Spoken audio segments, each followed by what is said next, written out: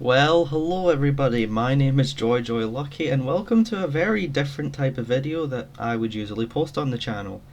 In this video I thought it'd be fun to go and give you guys 10 opinions that I have on Monsters and Mortals and why I have these opinions, so I will explain each one, I won't just say them then move on. But also to see what you guys think, because in my personal opinion, a lot of my opinions are actually very controversial. So a lot of these opinions I usually don't, very rarely, or even never tell people, like ever. I always keep these to myself. As I feel like if you have an opinion that's super controversial that you know people won't like, what's the point in sharing it in the first place? Like, chapter 4 is actually good. You didn't hear that from me. It was anyway. Anyway, so yeah, I thought it would be a fun little video, and I'm also excited to see what you guys think of the opinions, so feel free to tell me on Discord, or comment below, or even just DM me, whatever, or when you next see me in a call. I'd love to hear what you actually thought of these, and if there's any you agree with, any you disagree with, or any that you think are kind of obvious, like in your opinion you think is already set in stone. So yeah. So I tried my best to list it as my first opinion's kind of the one most people would agree with, whereas my last opinion's probably one that nobody would really agree with. I tried to kind of list it. It's not actually in any sort of order. So no, my first opinion isn't the least controversial, my last opinion is the most. You might find opinion number 6 controversial.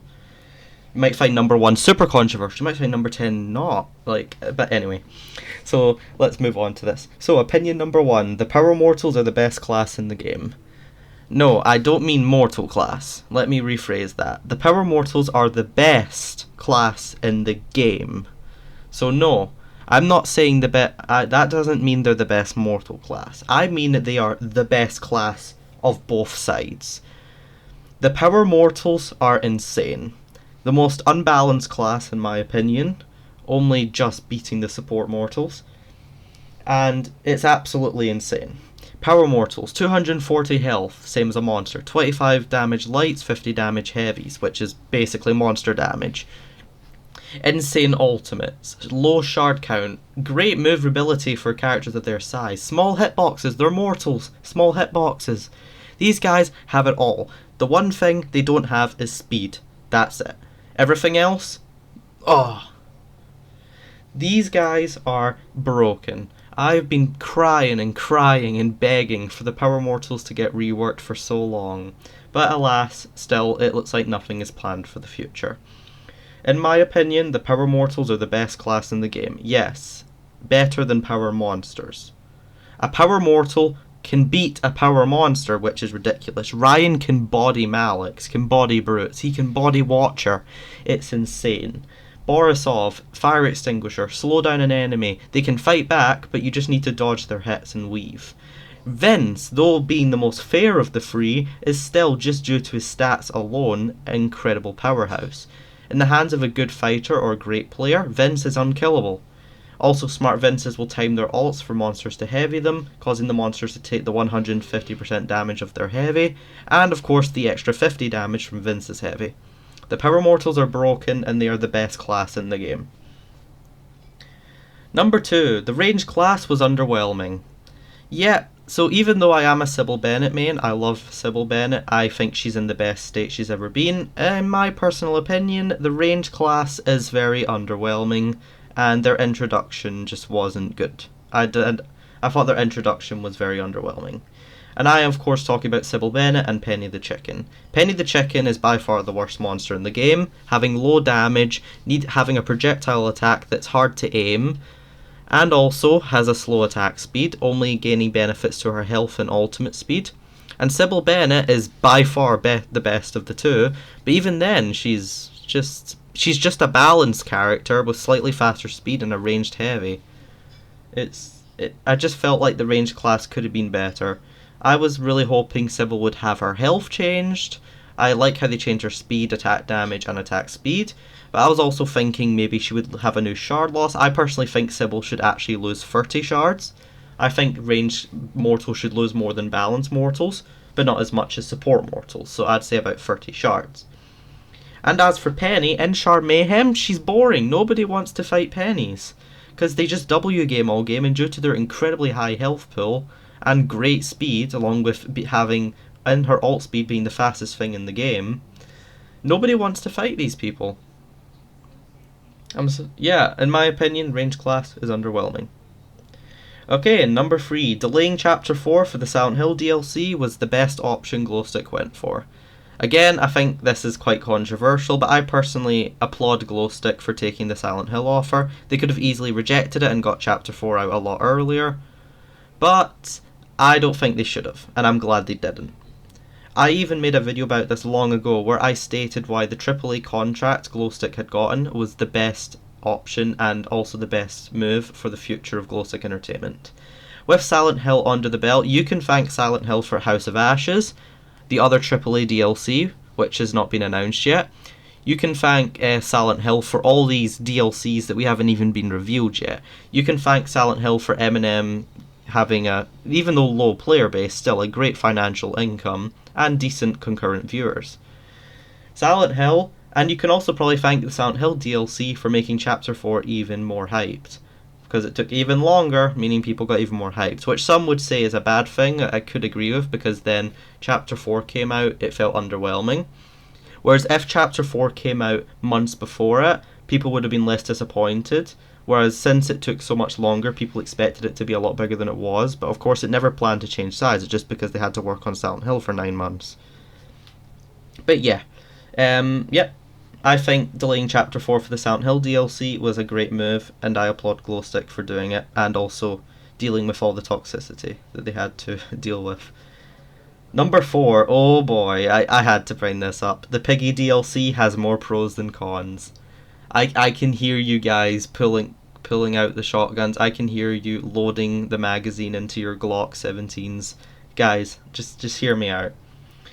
What I mean by the Piggy DLC has more pros and cons, I'm not talking about the backlash and the drama, I'm talking about the DLC itself, and specifically from a business standpoint.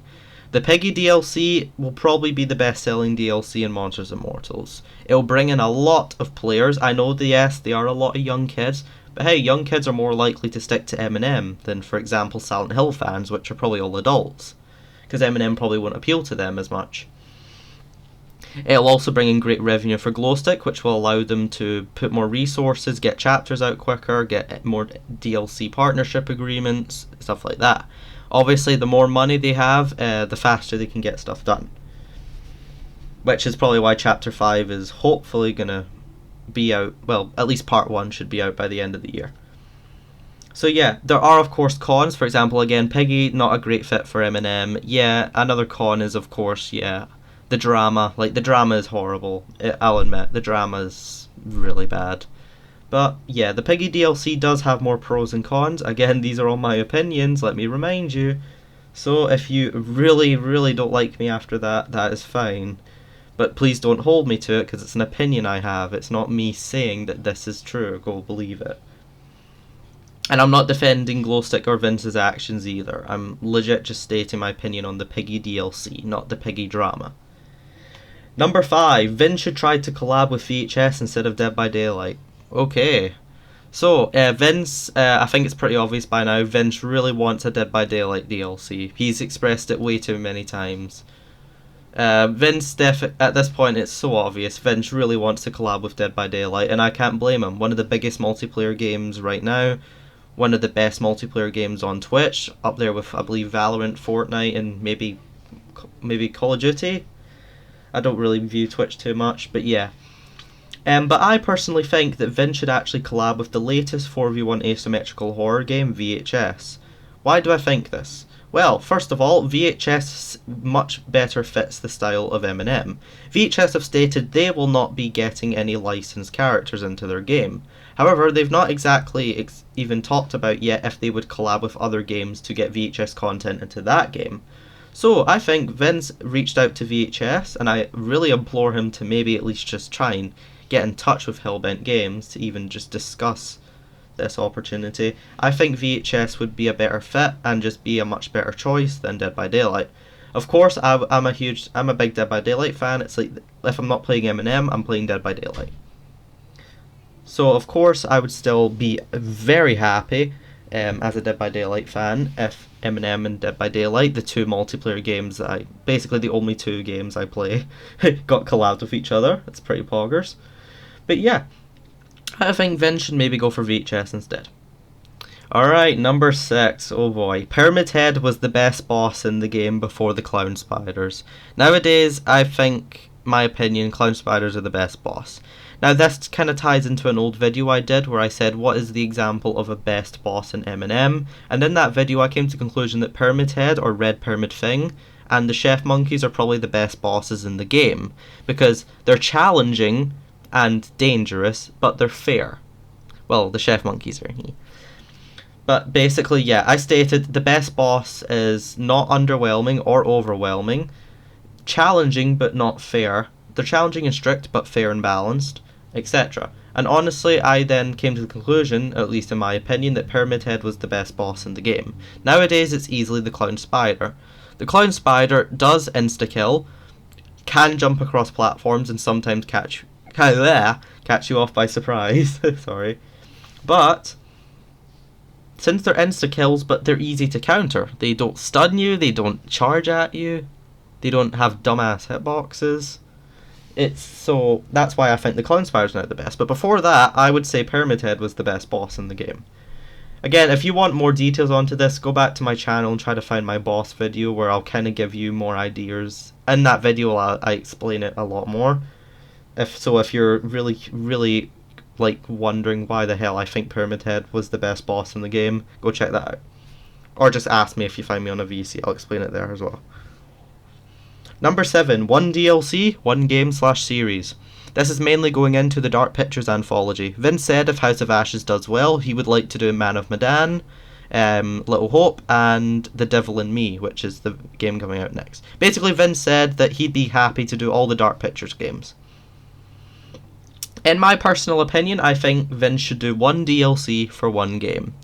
So what that means is, no, I'm not saying, okay, so don't do 2 Poppy Playtime DLCs, but do a Man of Medan and a House of Ashes DLC. No, what I mean by this is Vince should only do one DLC for one game franchise. So House of Ashes should be the only Dark Pictures DLC. Poppy Playtime should be the only Poppy Playtime DLC. In the future, if it got a sequel, spin-offs, I think it should still just be itself. Vince should not do another Silent Hill DLC, he shouldn't do another Monstrum DLC. This is just an opinion, and this one I've kept to myself. I've never told anyone this. So if you're hearing this, you're one of the first people who are actually going to hear that from my mouth. But yeah, I think one DLC, one game series. So that means, like, I think House of Ashes should be the only Dark Pictures DLC, etc, etc. Number 8, Pen's Ultimate is unbalanced. Oof. Oh, I can feel your anger. I can feel your hate. Sense it. Yeah. This is going to be crazy. As somebody who likes to diss on Pen a lot, even though I love Pen as a character, and I even have started to pick her up and try to pocket her along with Sybil, this will be controversial. I did put on my notes here, I put in brackets sorta, and I'll explain it. I think Pen's Ultimate is unbalanced. And by unbalanced, I'm not meaning underpowered or overpowered, I mean it's kinda, unbalanced. Like, it's not fair. Pen no longer has her big speed boost she used to have, but when she comes into contact with enemies, she stuns them, and Pen players do what's known as stun locking, where they will stun the enemy 3 times, sometimes even 4 if they get super lucky, and just heavy them to death. Which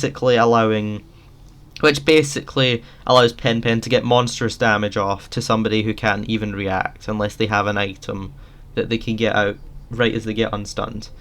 I just don't think this is fair. I have been in many maze escapes where I've just lost the game because I've just had a Pen player constantly stun locking me, and there's nothing you can do about it. There's nothing you can do. Pen's ult cancels ultimate, so you can't like try to laser them or magma charge them. It's not going to do anything. She's going to stun lock you out of it again. And then eventually when they're done, even if you're like a power monster, so you got plenty of health left, then they just run off. So, and then the next time you see them, they do the same thing again. I just don't think this is fair, and I just don't think Pen's ultimate's very fair. I think she should only be able to stun one enemy one time with the ult use. So you can stun, if you're in Maze Escape, you're facing a monkey and a Malik. Maybe the Malik lasers you, so you activate ult and stun the Malik. Boom, but you can't stun the Malik again. The Malik got stunned and that's it. He can't be stunned again. However, then the monkey approaches Slicer Dicer, so you stun him. He's stunned. The Malik's obviously now trying to get over to you. The monkey's stunned, but if you run through both of them again, they can't get stunned, so you probably die. That's just my opinion. Number 9, power monsters carry players in Char Mayhem. Another probably controversial one is I know there's a lot of people, especially in the VC server, who just love maining powers in Char Mayhem. But I'm sorry, I've kind of expressed this opinion, mainly just with gift card. But I personally, and I think, but we do both agree on this, and we think that power monsters are just kind of no skill. In Maze Escape, it's a completely other story. In Maze Escape, I'd say power monsters are underwhelming and very weak in Maze Escape. And just very hard to play. In Char Mayhem, it's the complete opposite. In Char Mayhem, power monsters are the best, of course. Maybe the only person really rivaling them being Lucky the Rabbit, who I still think is just the best monster in general. But I just think power monsters get carried in Char Mayhem. Most monsters taking free heavies is like, sometimes it just doesn't feel fair fighting a power monster as a speed and doing really well. But then just because they aim their heavy, half your, like 40% of your health is gone. It just doesn't feel fair, honestly. It really doesn't. Most of the times powers will also just ult you. Like Malik's will just laser you. Watchers ult you from a distance. Hangry will heavy you once in ground pound, which kills a lot of monsters instantly. And Brute will just magma charge you. And if you're ganging up on a Brute, good luck with that. So yeah, I just think power monsters don't really have that much skill in Char Mayhem. And I think they get carried. But in Maze Escape, it's the other story. I think monsters are super weak in Maze Escape. And opinion number 10. Let's finish this off, shall we? Monsters Immortals and DBD has a lot of the same balancing issues. This one I will need to explain a little bit. Thank God I left this for last, because I've been talking for 17 minutes straight now. Basically, what I'm trying to say is Monsters Immortals and DBD are the same in the fact that they have a lot of issues when it comes to the game's balance. Dead by Daylight has the issue of the game being extremely survivor-sided, and M&M has the issue of it being extremely mortal-sided. DBD also has issues like, for example, Killer Hex perks being destroyed and never coming back, but Survivor Boon perks being relit every 5 seconds. M&M has the issue where, you know, what was I going to say? M&M, yeah, so DBD has the issue, Hex perks, they get destroyed, never come back. Survivor Boon perks, they're just as strong as Hexes, but they just come back and back and back over and over again. So M&M has the issue where you kill mortals in Maze Escape, which isn't even easy, and then they come back, they lose shards, but the team make up for the shards. DBD also has issues with gen speed. Survivors absolutely going through gens, even if you're doing like 30-second chases for the entire game. Survivors just get the gens done in seconds, or what feels like seconds. In M&M, the mortals, even if you go on a rampage, can still open the portal and get out. So this is what I meant. It's like they have sort of the same sort of issues where they have unbalances, and both share the thought that basically the survivors are superior, which is the case in both games. I'll let you guys fill in the rest for that one. And there we have it. If you made it all the way through the video, hi. And thank you for listening, actually. This is a unique type of video, I know I've said several times that I'll probably stop doing videos, but I didn't specifically mean these. I kind of was mainly referring to gameplay videos and stuff.